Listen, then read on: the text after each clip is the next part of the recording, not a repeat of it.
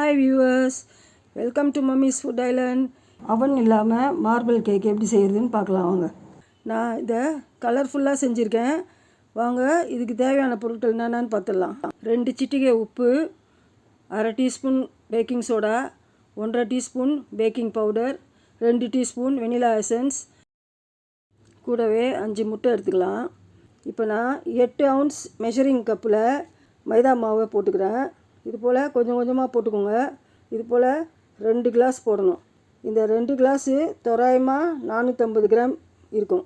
இது கூடவே 2 சிட்டிகை உப்பு, அது கூடவே 1.5 டீஸ்பூன் பேக்கிங் பவுடர், அரை டீஸ்பூன் பேக்கிங் சோடா, இது எல்லாத்தையும் ஒன்றா போட்டு இது போல் நல்லா ஜலிச்சிக்கோங்க. கண்டிப்பாக ஜலிச்சு தான் போடணும் மாவை, அப்போ தான் நல்லது, உருண்டையாக இருக்காது. இப்போ இது எல்லாத்தையும் ஒன்றா கலந்து விட்டுடலாம். அவ்வளோதான். இப்போ இன்னொரு பாத்திரத்தில் அதே கப்பில் 1 கப்பு வெள்ளை சர்க்கரை, 1 கப்பு எண்ணெய், இது கூட இப்போ நம்ம வச்சுருக்கிற இந்த 5 முட்டையும் ஒவ்வொன்றா உடச்சி அதில் போடுங்க. ஒரு பீட்டர் வச்சு நல்லா பீட் பண்ணுங்கள். நம்ம பீட் பண்ணும்போது அது கலர் மாதிரி வரும், நுரையாக வரும். உங்கள்கிட்ட இந்த மாதிரி எலக்ட்ரிக் பீட்டர் இல்லைன்னா பரவாயில்ல, நீங்கள் இந்த விஸ்கர் தனியாக விற்கிது, எக் பீட்டரு, அதை வச்சு கூட நீங்கள் நல்லா பீட் பண்ணலாம். என்ன ஒன்று, அது கொஞ்சம் டைம் எடுக்கும், அவ்வளோதான். இது கொஞ்சம் சீக்கிரமாக முடிஞ்சிடும். இப்போ அடுத்ததாக நம்ம மாவை கொஞ்சம் கொஞ்சமாக போட்டு நல்லா இது போல் கிளறி விட்டுக்கிட்டே வரணும். ஒரே பக்கமாக தான் கிளறணும், இப்படியும் அப்படியுமா கிளறக்கூடாது.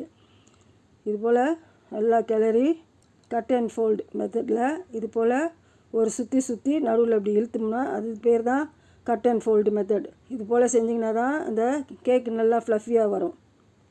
இப்போது வெனிலா எசன்ஸை அதில் ஊற்றி அதே கட் அண்ட் ஃபோல்டு மெத்தடில் நல்லா இதை கலக்கிட்டு ஃபோல்ட் பண்ணுங்கள். இதுக்கப்புறம் இந்த மாவை 4 பங்காக நம்ம பிரித்து எடுத்துக்கணும். இந்த மார்பிள் கேக்கு க்ரீன், ப்ளூ, பிங்க் இந்த கலர் தான் நான் யூஸ் பண்ண போகிறேன். இப்போ நான் ஒரு கிண்ணத்தில் முதல்ல பச்சை கலர் ஊற்றிருக்கேன், அதுக்கு அடுத்து ப்ளூ கலரு, அதுக்கு அடுத்து பிங்க் கலர் ஊற்றிருக்கேன். இப்போ இந்த ஒவ்வொரு கிண்ணத்துலேயும் 2 கரண்டி மாவு போட்டுக்கோங்க. இது போல் எல்லா கிண்ணத்துலேயும் போட்டுட்டு அதுக்கப்புறம் இதை நல்லா கலக்கி விடணும்.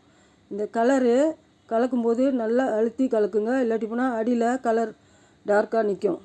நல்லா இது எல்லாம் கலந்த பிற்பாடு இந்த பேக்கிங் டின்னில் பட்டர் ஷீட் போட்டு நான் எண்ணெய் தடவி வச்சுருக்கேன். அதே மாதிரி நீங்களும் எண்ணெய் தடவி வச்சுட்டு முதல்ல இந்த கிண்ணத்தில் இருக்கிற மிச்ச மாவை அதில் ஸ்ப்ரெட் பண்ணி விட்ருங்க. அடியில் முடிஞ்ச அளவுக்கு ஸ்ப்ரெட் பண்ணுங்கள். இது கம்பல்சரி இல்லை, சும்மாவே அப்படியே கூட போட்டுக்கலாம். பட் இது எல்லா இடத்துலையும் ஸ்ப்ரெட் ஆகணுன்றதுனால நான் அதை ஸ்ப்ரெட் பண்ணி விட்றேன்.